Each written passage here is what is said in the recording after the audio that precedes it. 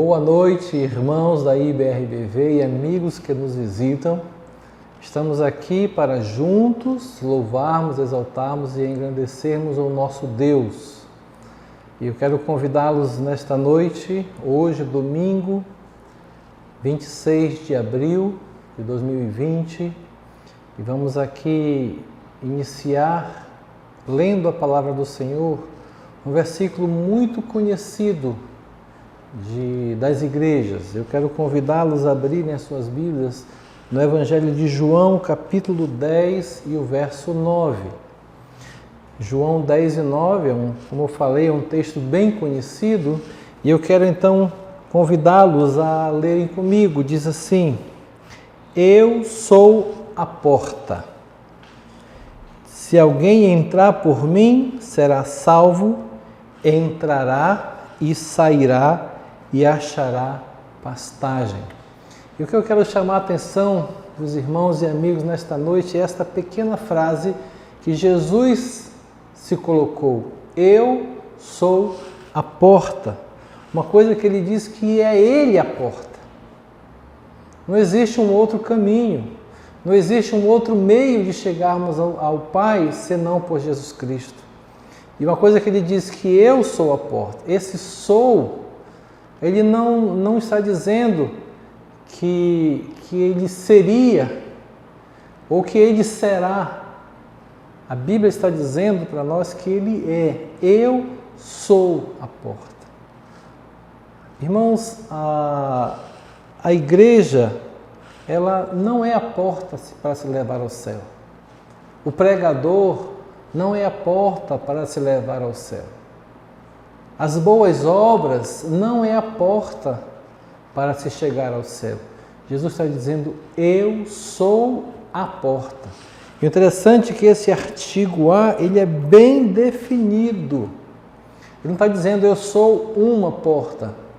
Ele está dizendo eu sou a porta. E a porta, como os irmãos sabem, é uma entrada.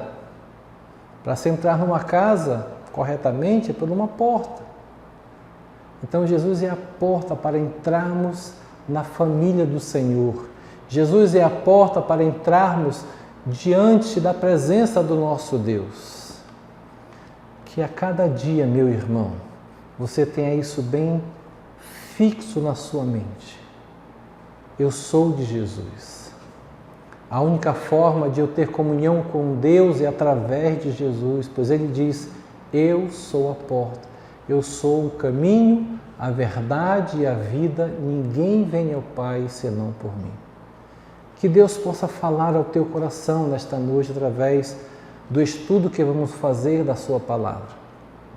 Que você se envolva nos louvores que serão aqui apresentados, que você participe deste culto como a sua vida, dedicando ao Senhor, agradecido a Ele pelo que Ele está fazendo por você. Que este culto, que tudo que está envolvido aqui, glorifique e exalte ao nosso Deus. Vamos orar. Graças nós te damos, ó Pai, graças te damos por este tempo, graças te damos pela tua direção no que estamos fazendo aqui nesta noite. Receba os nossos louvores, que a tua palavra abençoe a vida dos nossos irmãos, que a tua palavra glorifique ao Senhor nesta noite e que a tua palavra faça a diferença na vida de cada um de nós. Obrigado porque Jesus é o nosso caminho que nos leva a Ti. Obrigado que através do Senhor Jesus Cristo podemos ter esse livre acesso ao Senhor nosso Deus. Obrigado porque Ele é a nossa porta, é a nossa entrada na comunhão com o Senhor. Que a cada dia possamos estar com isso bem presente em nossa vida. Muito obrigado pelo teu amor, Senhor. Nos abençoa, é o que pedimos e agradecemos em nome de Jesus. Amém. Hino número 456 do cantor cristão, o Estandarte.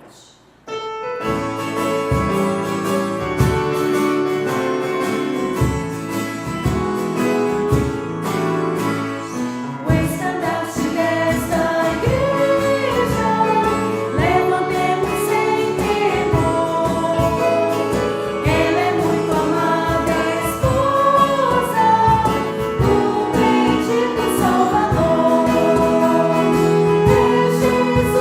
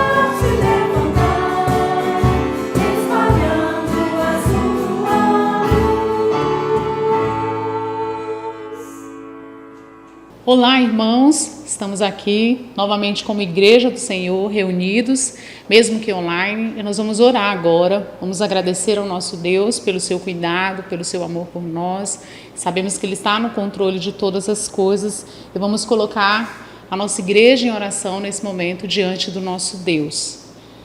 Pai querido, nós te damos graças e te louvamos, reconhecendo que o Senhor é o nosso Deus, reconhecendo que somos pecadores, que necessitamos da Tua graça, do Teu cuidado, do Teu agir, Senhor Deus, nesse momento em que toda a Tua igreja, em toda a terra, continua reunida, Senhor Deus, em suas casas, clamando ao Senhor, adorando ao Senhor. Colocamos diante de Ti, Senhor Deus, o Teu povo reunido nas suas casas nesse momento. Colocamos os seus pedidos, o Senhor conhece a necessidade de cada família. Clamamos que a Tua misericórdia chegue em cada lar, o Teu favor, a Tua graça, Senhor, suprindo as necessidades, curando aqueles que estão enfermos, renovando o ânimo daqueles que estão tristes, Senhor Deus, e sem esperança, e sobretudo, ó Deus, fortalecendo a fé de cada irmão. Senhor Deus, que possamos voltar a nos reunir presencialmente, estejamos fortalecidos pelo Senhor. Obrigada pela Tua misericórdia, obrigada, Senhor Deus, pela tecnologia que nos ajuda a estar unidos, Senhor Deus, mesmo cada um na sua casa. Nós te damos graças pela Tua igreja, pelos pastores, pelos diáconos, pelos líderes, os professores, por cada membro, Senhor Deus. Nós te exaltamos e engrandecemos o Teu nome pelo Teu cuidado conosco. Em nome de Jesus. Amém.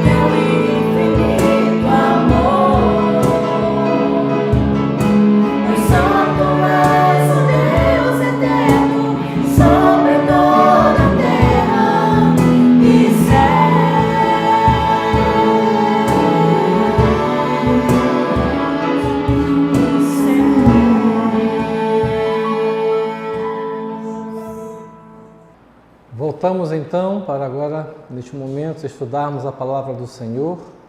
E eu quero convidá-los aqui a abrirem as suas Bíblias em Filipenses capítulo 2. Como nós temos feito aos domingos à noite, temos estudado minuciosamente o livro de Filipenses e hoje nos toca então o capítulo 2, do verso 12 até o 18.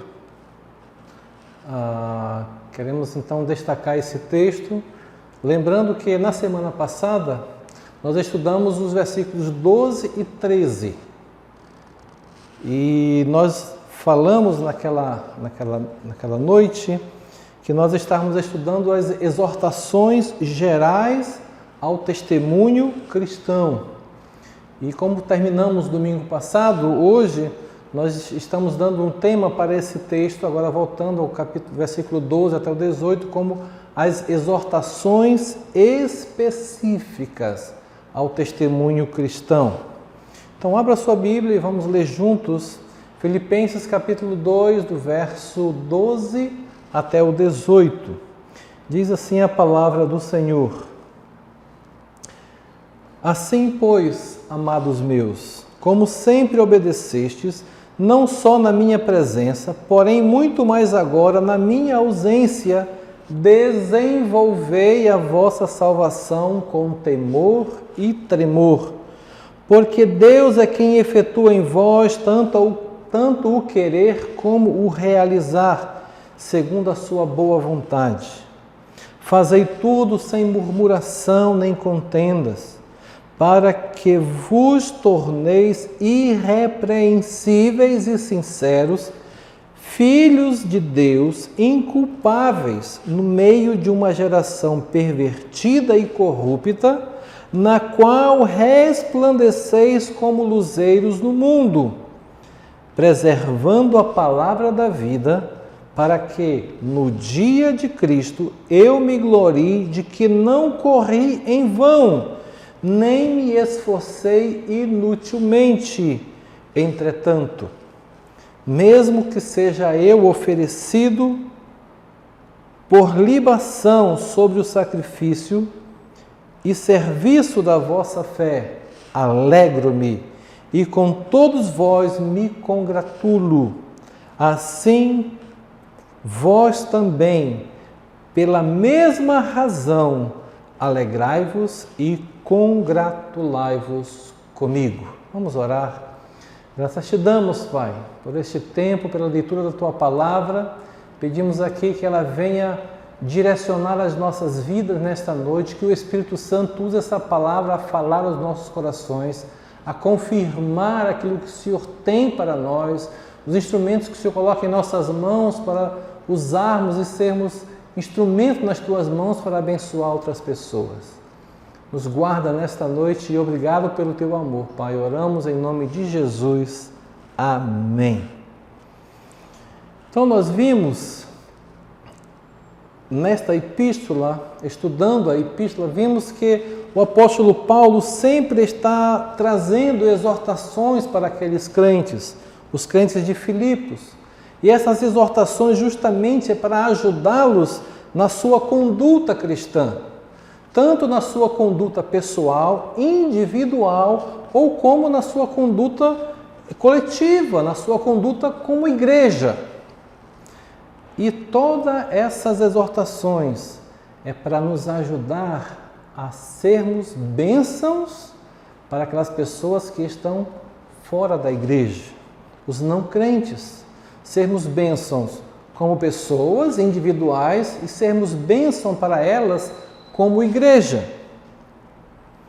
Vimos então que o apóstolo Paulo, nessas exortações, por exemplo, no capítulo 1, versículo 27, ele disse que aqueles crentes deveriam conduzir-se de modo digno do Evangelho de Cristo. No próprio verso 27 também e 28, vemos o apóstolo Paulo exortando aqueles irmãos que eles deveriam ficar firmes em um só espírito como igreja, como uma só alma. E no versículo 28, Paulo os exorta também dizendo que em nada estivessem intimados pelos adversários.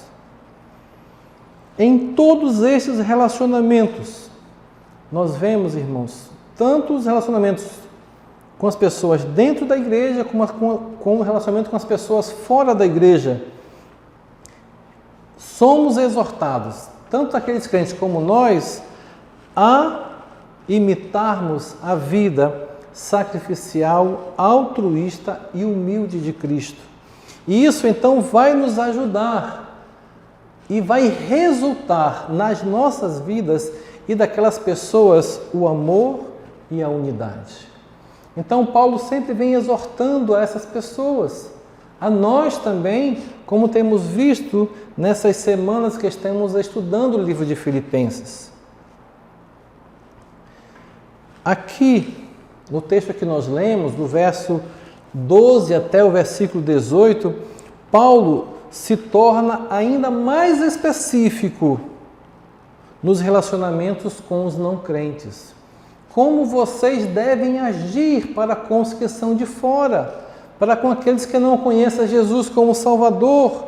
E Paulo então nos mostra a grande e importante o testemunho que devemos dar para as pessoas que estão fora da igreja. Irmãos, nós vimos na semana passada que Paulo começou o parágrafo chamando aqueles irmãos até mesmo de uma característica dele, que como ele sempre tratava as pessoas, chamando-os de amados. Amados meus. Outra versão diz, meus amados. Então essa era uma característica de Paulo, de sempre tratar, e mostra uma intimidade que ele tinha, um relacionamento grande que ele tinha com aqueles irmãos daquela igreja.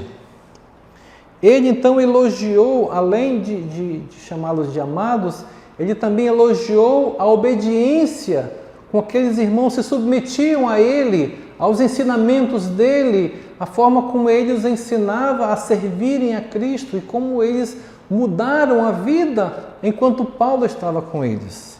E de uma forma sutil, mas bem honesta, Paulo também disse-lhes crer que eles continuariam sendo obedientes, agora mais a Cristo, através da palavra de Deus, enquanto ele está fora. Isso nos chama a atenção, irmãos, que nós também devemos sempre ter isso em mente. Não é o nosso discipulador, não é o nosso pastor, não é o professor da escola dominical que deve ser o motivo de estarmos indo à igreja, de estarmos servindo ao Senhor. É a obediência à palavra dele. É os instrumentos que ele coloca em nossas mãos para nós desenvolvermos a nossa salvação. Tudo isso deve ser levado em conta e nós sermos obedientes. Porque a obediência à palavra de Deus confirma a salvação que temos. Lembra do texto que diz, pelo fruto os conhecereis? Então, se estamos servindo a Deus corretamente, se estamos obedecendo a sua palavra, estamos produzindo frutos dignos de honra ao nosso Deus. Vimos também que Paulo, então, ele exorta aqueles crentes a serem testemunhas de Cristo, mostrando duas perspectivas. Nós estamos falando, para os irmãos seguirem o nosso raciocínio, do que nós falamos semana passada. Nas expectativas, nas palavras gerais de como deve ser o nosso testemunho. Primeiro, a nossa consciência de quem nós somos diante do Senhor. Então, Paulo, no versículo 12 e 13, exortava aqueles crentes a serem testemunhas em duas perspectivas. A primeira perspectiva é justamente a nossa parte, de nós desenvolvermos a nossa salvação. Isso aponta uma responsabilidade humana, minha, sua. Sua responsabilidade, meu irmão, e minha também, é nós colocarmos em prática aquilo que temos sido ensinados através da palavra do Senhor. Desenvolver a nossa salvação. A outra perspectiva que Paulo aponta e essa perspectiva ela compreende que Deus opera nos crentes, opera em nós. E aqui nos dá uma ênfase aos recursos divinos que Deus coloca em nossas mãos para podermos corretamente desenvolver a nossa salvação. Por exemplo, ele coloca a palavra de Deus. É um recurso divino para podermos crescer espiritualmente. A oração é um outro recurso. A Bíblia A igreja é um outro recurso que Deus coloca para podermos desenvolver a nossa salvação. Porque na igreja podemos colocar em prática os nossos dons, sermos bênção para as pessoas, praticarmos boas obras, isso é desenvolver a salvação.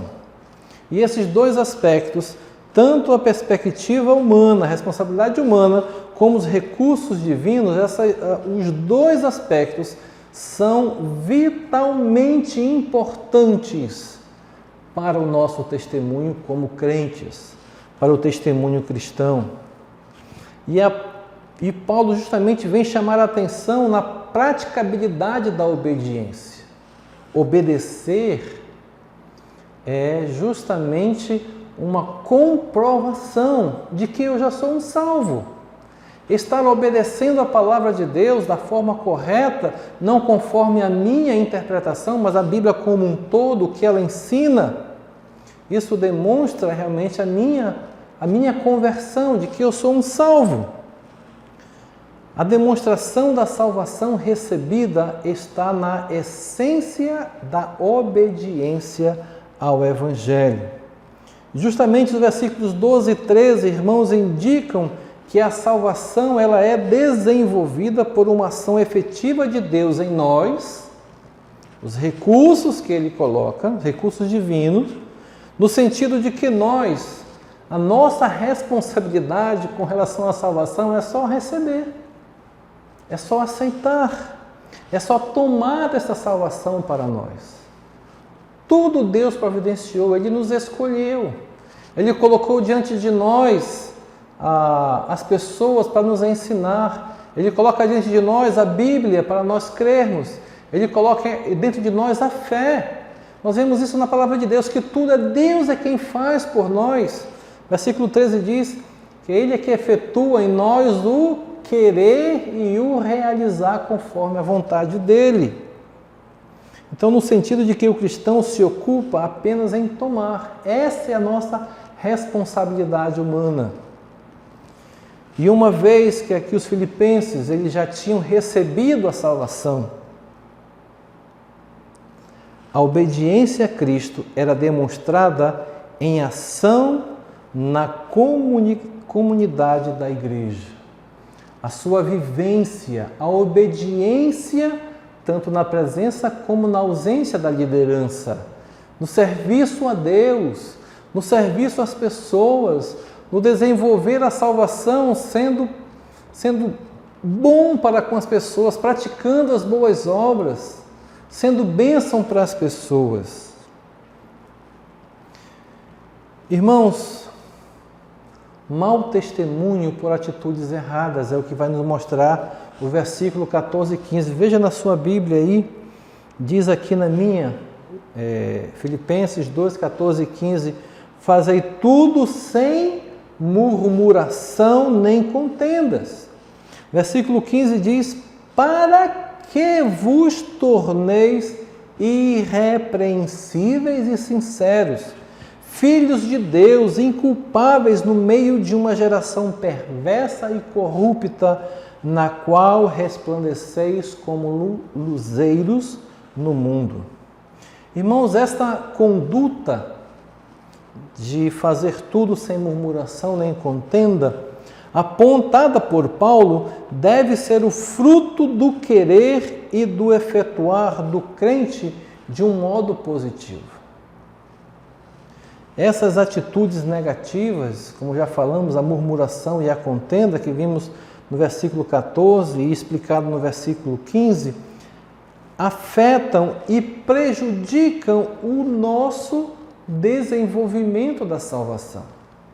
Quando estamos murmurando, quando estamos criando contendas, estamos dando mau testemunho.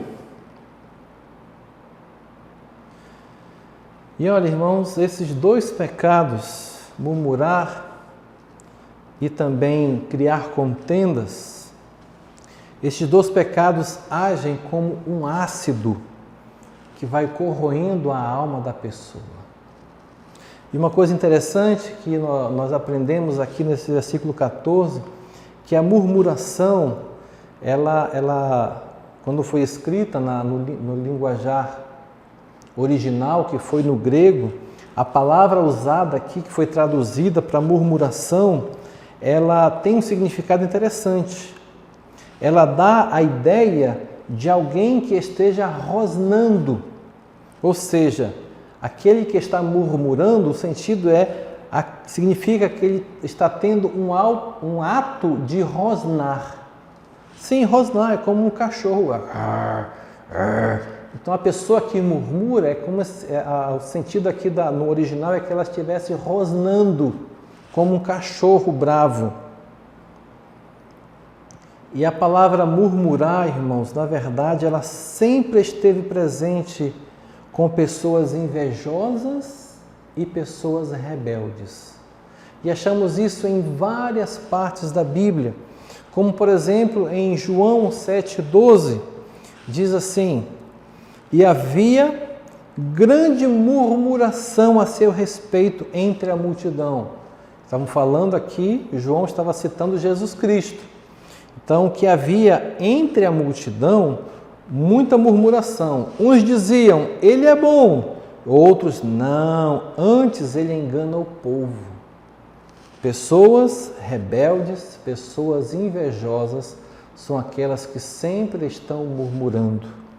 Atos 16, verso 1 diz, ora, naqueles dias, multiplicando-se o número dos discípulos, houve murmuração dos helenistas contra os hebreus, porque as viúvas deles estavam sendo esquecidas na distribuição diária, dentro da igreja. A igreja primitiva também haviam pessoas que murmuravam. E 1 Pedro, capítulo 4, versículo 9, somos aconselhados ali, diz, sede mutuamente hospitaleiros sem murmuração. Já viu aquelas pessoas que só fazem porque se eu não fizer vão falar mal de mim, que se eu não fizer isso aqui, se eu não levar aquilo outro, vão ficar... E sempre faz, mas rosnando, fazendo de má vontade, murmurando.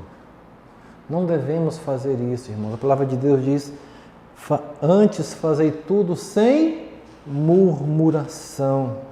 A murmuração, irmãos, a murmuração feita, vemos também no povo de Israel no Velho Testamento, feita pelos israelitas que atravessaram o deserto quando estavam sob a liderança de Moisés, e eles passaram a reclamar e a murmurar contra Moisés, dizendo que jamais deveriam ter saído do Egito. Acompanhe minha leitura, Números 14, e versos de 1 a 4 diz assim, levantou-se, pois, toda a congregação gritou em alta voz, e o povo chorou naquela noite.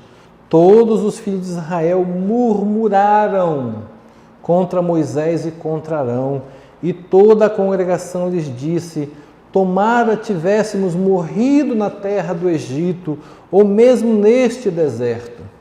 E por que nos traz o Senhor a esta terra para cairmos à espada e para que as nossas mulheres e nossas crianças sejam por presa? Não nos seria melhor voltarmos para o Egito? E dizia uns aos outros, levantemos um capitão e voltemos para o Egito.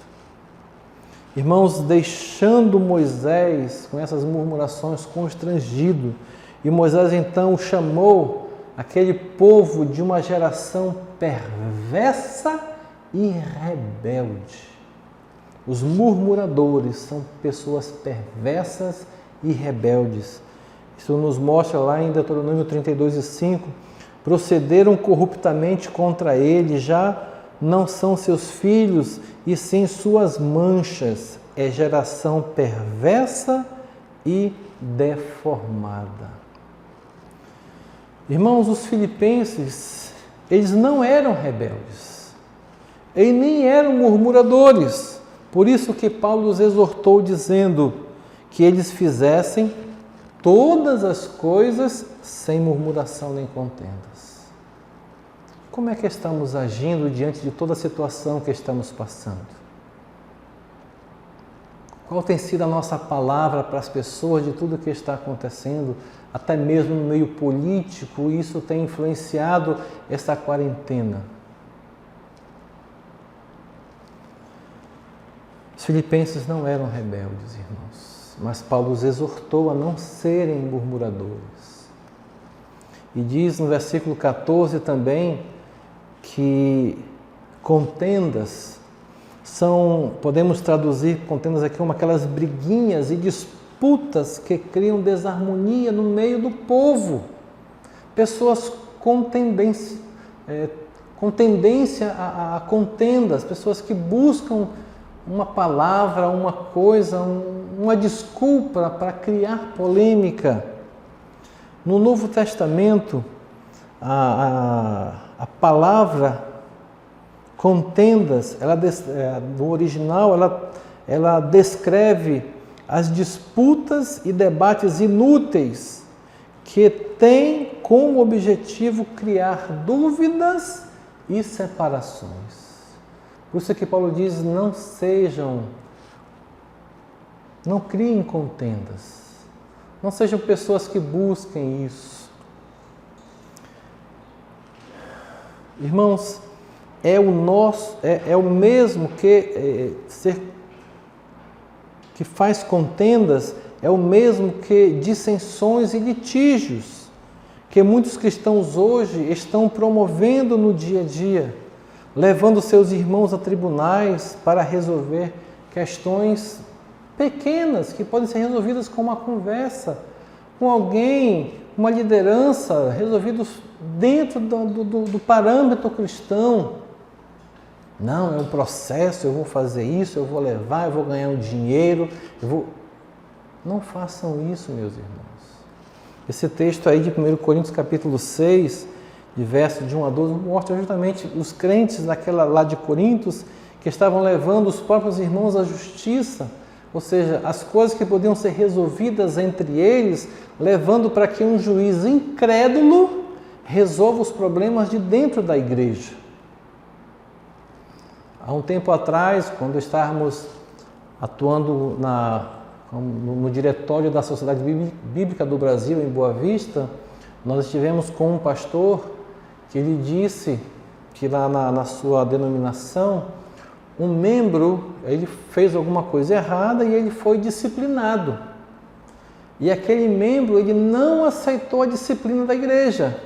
O que o membro fez? Foi na justiça pedir para um juiz dar a ordem da igreja, que ele voltasse à comunhão da igreja e acabasse com a disciplina.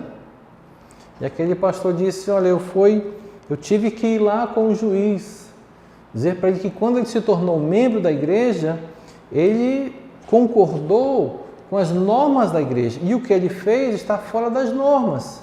Ele pecou ele fez uma coisa errada. Então, as normas da igreja dizem que quem faz o que ele fez, ele não foi excluído, ele foi disciplinado. Ele vai passar um tempo fora da comunhão para depois voltar. E então foi resolvido o problema dessa forma naquela igreja aqui em Boa Vista. Irmãos, não sejamos criando contendas com coisas pequenas. Nesse capítulo 6 de 1 Coríntios, versículo 12, diz: todas as coisas me são lícitas, mas nem todas convêm. Todas as coisas me são lícitas, mas eu não me deixarei dominar por nenhuma delas. Não vamos ser murmuradores, criar contendas. Vamos procurar realmente o que a Bíblia diz, o que a Bíblia ensina e podemos resolver as coisas, irmãos. A partir do verso 15, nós temos aqui então a salvação demonstrada por uma conduta irrepreensível, o seu testemunho diante das pessoas, o ensino específico que Paulo traz para nós de como devemos nos comportar diante das pessoas fora da igreja, o nosso testemunho. Então o versículo 15 diz assim: para que vos torneis irrepreensíveis e sinceros filhos de Deus, inculpáveis no meio de uma geração pervertida e corrupta, na qual vocês resplandeceis como luzeiro no mundo, preservando a palavra da vida, para que no dia de Cristo eu me glorie de que não corri em vão, nem me esforcei inutilmente. Entretanto, mesmo que seja eu oferecido por libação sob o sacrifício e serviço da vossa fé, alegro-me e com todos vós me congratulo. Assim vós também, pela mesma razão, irmãos, alegrai-vos e congratulai-vos comigo. Então Paulo começa nesse versículo 15 falando sobre que nós sejamos, para que vos torneis irrepreensíveis e sinceros. A palavra irrepreensível, ela deriva de uma palavra grega que significa sem culpa, impecável, inculpável, sem precisar repreender. Uma pessoa irrepreensível. Ser irrepreensível significa ser alguém que não precisa passar pela repreensão. Não precisa ser chamada a atenção. Sua conduta é correta. Sua conduta demonstra sua pureza moral. Significa que é alguém que sabe controlar a força da carne. Uma pessoa que anda dirigida pelo Espírito, andando no Espírito. Gálatas capítulo 5, Gálatas 5, 16 e 17 diz assim: digo-vos, porém, ainda no Senhor, e jamais satisfareis a concupiscência da carne, porque a carne milita contra o Espírito, e o Espírito contra a carne, porque são opostas entre si, para que não façais o que porventura seja do vosso querer. Então Paulo nos aconselha aqui a andar no Espírito. Quem anda no Espírito, quem anda conforme o Espírito Santo orienta, a quem anda conforme a palavra de Deus ensina, quem anda conforme o que nos é ensinado no nosso dia a dia, nos tornamos irrepreensíveis. A sinceridade é outra qualidade que corresponde a viver sem a mistura do mal. A sinceridade é a qualidade que corresponde ao que é livre de dolo, é livre de engano, é livre da má fé. Ser sincero. E sincero, irmãos, aqui nesse versículo 15, também nos mostra que a sinceridade é outra qualidade que corresponde a viver sem a mistura do mal e que é livre do dolo, que é livre do engano, é livre da má fé. Tanto, como diz o versículo, né? Irrepreensível e uma pessoa sincera. E essa palavra sincera, eu creio que os irmãos já ouviram aquela história que no Império Romano, os escultores, eles faziam esculturas de pedra ou de barro, ou até mesmo vasos, e muitas vezes essas esculturas, esses vasos rachavam. E para que não fosse perdida a obra, os escultores então colocavam uma cera nas brechas, um tipo de cera da época, e então lixavam e parecia uma peça perfeita. Mas a pessoa que ia comprar, o que ela fazia para tirar a prova? Ela pegava aquela escultura e colocava no sol. O sol pio, um sol forte.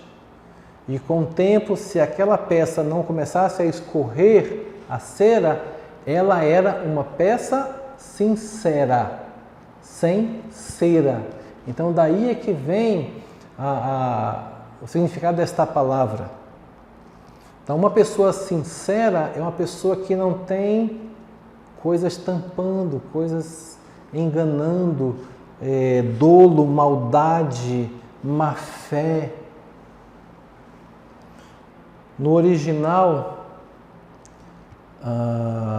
dessa palavra sincera é akeraios. Essa palavra significa sem mistura, inocente, inofensivo, simples.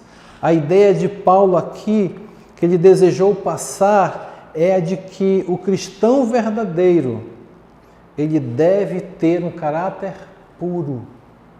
O cristão verdadeiro, ele deve ter um caráter sem mistura.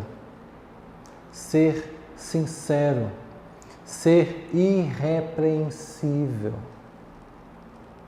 Jesus usou a palavra símplice quando falou aos seus discípulos, lá em Mateus 10 e 16, ele diz: eis que vos envio como ovelhas para o meio de lobos.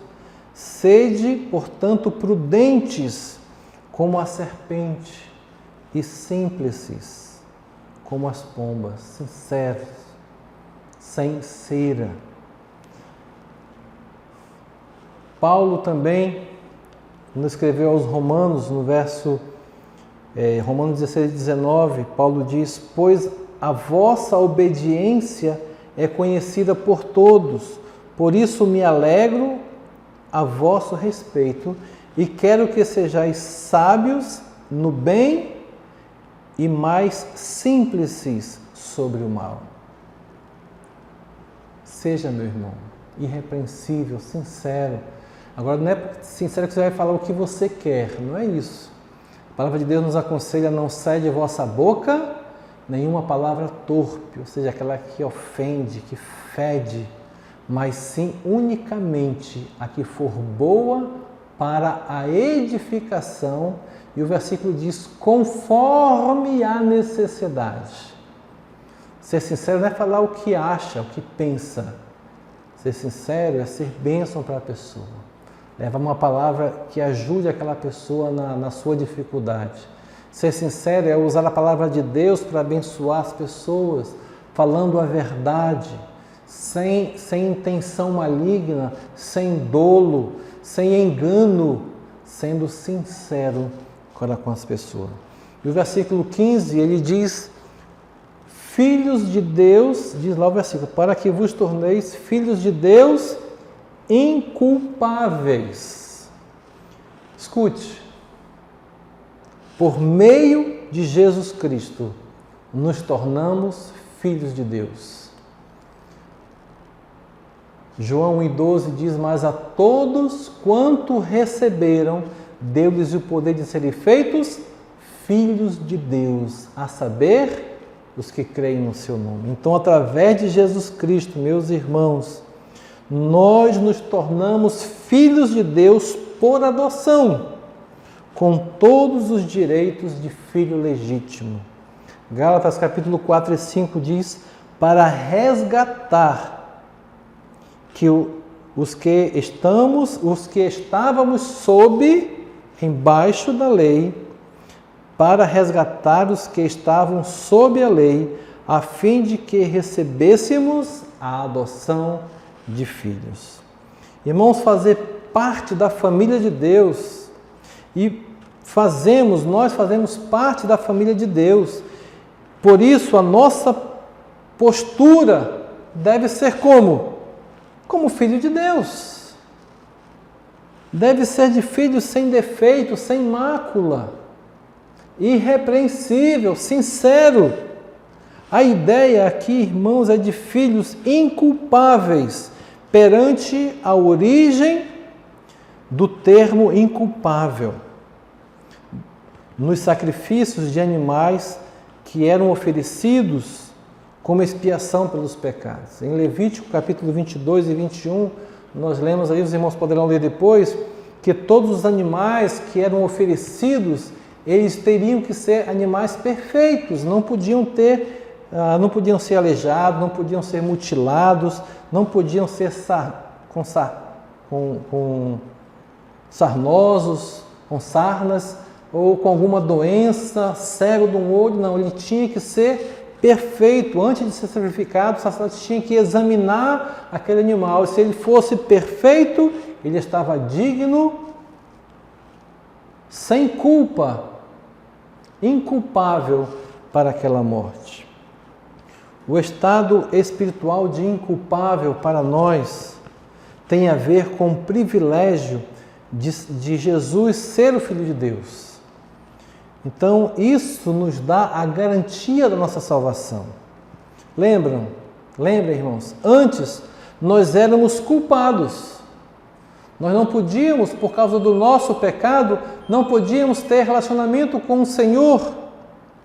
Mas fomos feitos filhos de Deus. E Jesus foi o sacrifício perfeito pelo nosso pecado, porque era totalmente sem pecado e sem culpa. Vamos ler 1 Pedro 1, de 1 a 1 Pedro 1, 18 e 19. Diz assim, 1 Pedro 1, 18 e 19. Sabendo que não foi mediante coisas corruptíveis, como prata ou ouro, que fostes resgatados do vosso fútil procedimento, que vossos pais vos legaram, mas pelo precioso sangue, como de cordeiro sem defeito e sem mácula, o sangue de Cristo. Escute, por causa de Jesus Cristo, estamos guardados por Ele no meio de uma geração pervertida, vivendo uma vida sem mácula. E nós conseguimos isso, irmãos, desenvolvendo a nossa salvação com aquilo que o Senhor coloca para nós. As ferramentas que Ele coloca para nós desenvolvermos a nossa salvação. No versículo 16 diz: preservando a palavra da vida, para que no dia de Cristo eu me glorie de que não corri em vão, nem me esforcei inutilmente. Preservando a palavra da vida. O sentido aqui, irmãos, é reter. O que reter é o de preservar em nós, preservar em nós a palavra da vida. E qual é a palavra da vida? Claro, indiscutivelmente, a palavra da vida é a palavra de Deus, é a Bíblia. O autor da carta aos Hebreus declarou isso de forma bem direta, bem incisivo, quando ele diz em Hebreus 4:12.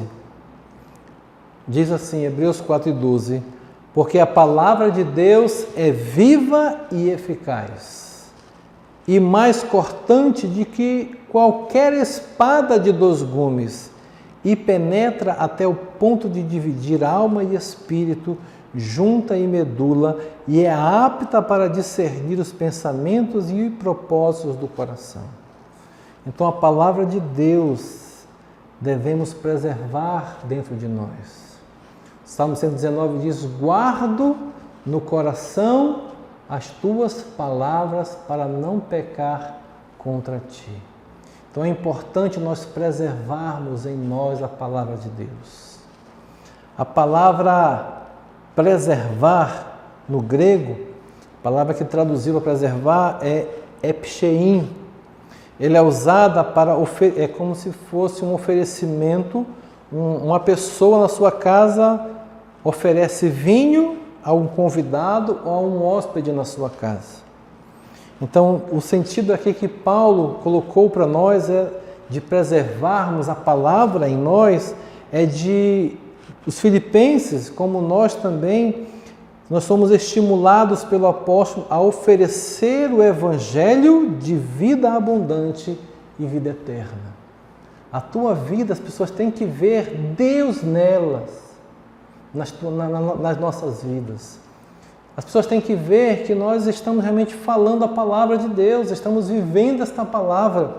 Assim, irmão, nós estamos preservando essa palavra de vida dentro de nós, colocando isso diante do Senhor. Nós, como igreja, não devemos nos esconder, nem se isolar do mundo, mas devemos mostrar a vida e a luz que existe em nós, como em um mundo de trevas. Mostrar para as pessoas, viver essas verdades a cada dia, preservando a palavra de vida. E ele então, no versículo 17, o apóstolo fala, 17 e 18, entretanto, mesmo que seja eu oferecido por libação sobre o sacrifício e serviço da vossa fé, alegro-me e com todos vós me congratulo. Versículo 18 diz, assim vós também, pela mesma palavra, alegrai-vos e congratulai-vos comigo. O mesmo que seja eu oferecido por libação, por sacrifício. Paulo deu exemplo de abnegação. E essa palavra indica que ele buscou lá no Antigo Testamento a figura dos sacrifícios, ao usar a palavra libação. Escute, ele quis fortalecer a ideia de que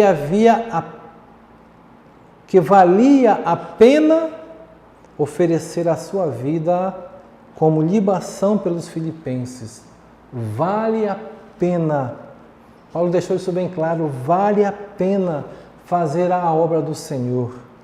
Vale a pena me sacrificar o serviço da fé para com aqueles irmãos. Vale a pena ser fiel ao Senhor. Vale a pena desenvolver a salvação. Vale a pena dar testemunho diante das pessoas não crentes. Vale a pena dar um bom testemunho diante da igreja. Vale a pena servir ao Senhor com ministérios. Vale a pena amar as pessoas. Vale a pena colocar em prática as boas obras. São sacrifícios. Nós estamos assim desenvolvendo a nossa salvação com isso, irmãos. Libação era uma oferta de óleo, no caso aqui de azeite puro, ou um perfume, ou um vinho, que era derramado ao redor do altar de sacrifício, onde o animal era morto e era queimado. Era algo a mais. Ele não só cumpria a lei levando o animal, ele dava algo mais por amor ao Senhor, por amor de obedecer a Ele. E Paulo dizendo aqui, olha, eu estou me sacrificando por vocês. A minha vida é como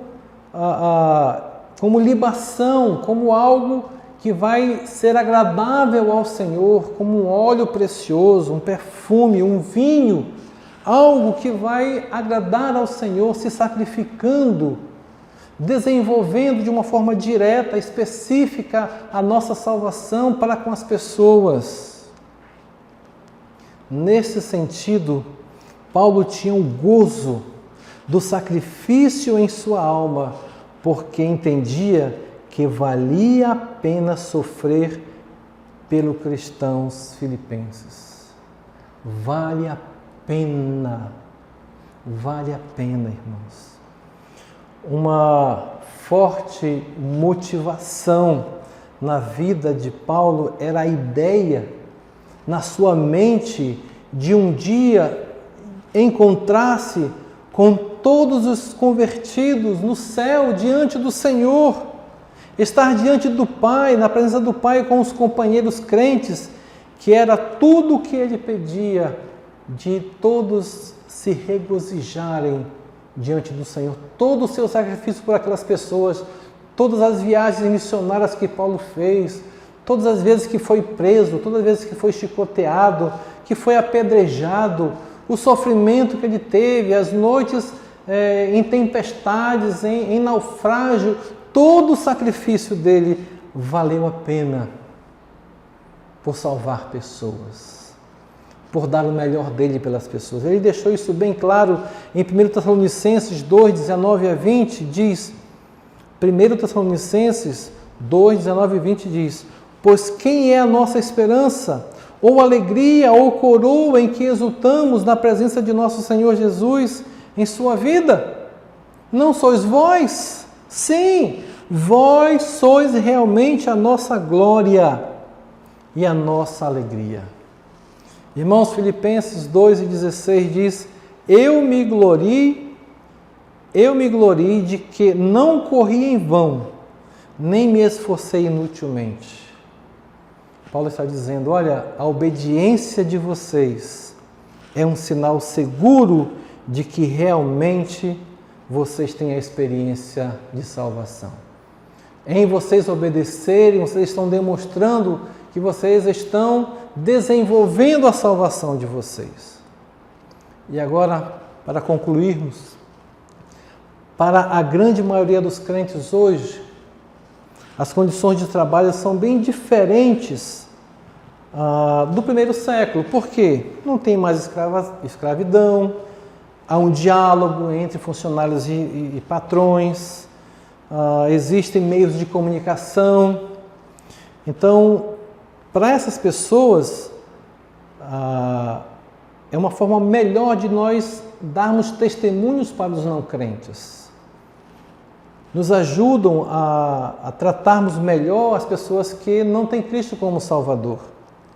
Então, para nós concluirmos aqui, escute, os ensinos que nós vimos hoje devem direcionar o nosso testemunho para com os não crentes. Como, por exemplo, 3 perguntas para nós hoje. Estou fazendo a minha parte? Eu estou realmente desenvolvendo a minha salvação diante dos que não têm Cristo como Salvador? Segunda pergunta, eu reconheço que Deus deseja operar por meu intermédio, segundo a sua boa vontade para com os não crentes? Será que eu estou deixando que Deus use a minha vida, dando um bom testemunho como instrumento nas mãos de Deus para salvar outras pessoas? Será que eu estou me relacionando corretamente com as pessoas, meus funcionários, meus patrões, professores, colegas?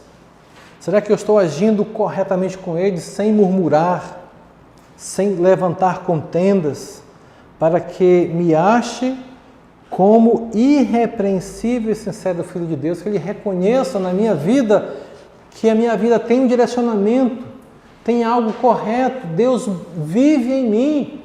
A mesma palavra que o apóstolo, que Faraó falou para José, acaso encontraremos alguém a sabedoria de Deus? Essa é a atitude, irmãos. Pense nas perguntas acima. Pense nas perguntas acima. Pode imaginar uma situação específica na sua vida, de coisas que aconteceram na escola, no trabalho, em que você deu um mau testemunho? Se você lembra disso, volte. Tenha a humildade de pedir desculpa, de pedir perdão. E para nós terminarmos agora, revise o que nós estudamos, leia novamente esse texto de Filipenses 2, de 12 a 18, com a sua família, com seus amigos, e discuta com eles, e descubra com eles sobre como lidar com problemas difíceis com os não crentes. Ajude, irmãos, ajude essas pessoas. Que Deus possa aplicar a sua palavra nos nossos corações.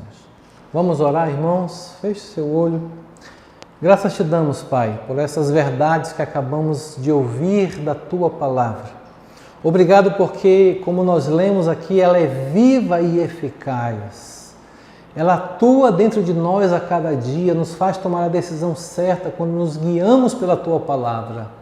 Em nome de Jesus, abençoa cada um dos Teus filhos, de cada um que está nos ouvindo, a termos esta convicção diante do Senhor, de sermos bênção para as pessoas. Ajuda-nos a nos firmar no Senhor a cada dia, a darmos um bom testemunho, tanto dentro da igreja como fora da igreja, Que a nossa vida seja um instrumento nas Tuas mãos para salvar outras pessoas. Ajuda-nos, ó Deus, a desenvolver a nossa salvação com as ferramentas que o Senhor coloca diante de nós, como a Tua Palavra, a Bíblia, a Igreja, o ministério, os cultos, a vida de oração. Ajuda-nos a desenvolver a nossa salvação a cada dia, ó Deus. Abençoa cada um dos Teus filhos a se firmarem no Senhor, a reconhecerem o erro, a pedirem perdão uns dos outros, pedirem perdão pelas más atitudes, pelas murmurações, pelas contendas. Que a Tua igreja seja unida no Senhor para dar um bom testemunho para com os de fora. Abençoa cada um, ó Deus, debaixo da Tua graça. Derrama, ó Deus, sobre nós a cada dia a Tua graça e renova a Tua misericórdia sobre nossas vidas. Que essa nova semana seja uma semana abençoada sobre cada um dos Teus filhos. Louvamos e Te agradecemos em nome de Jesus, nosso Salvador. Amém. Vamos ainda ouvir mais um hino, aliás, vamos louvar ao Senhor com mais um hino e que Deus o abençoe. Hino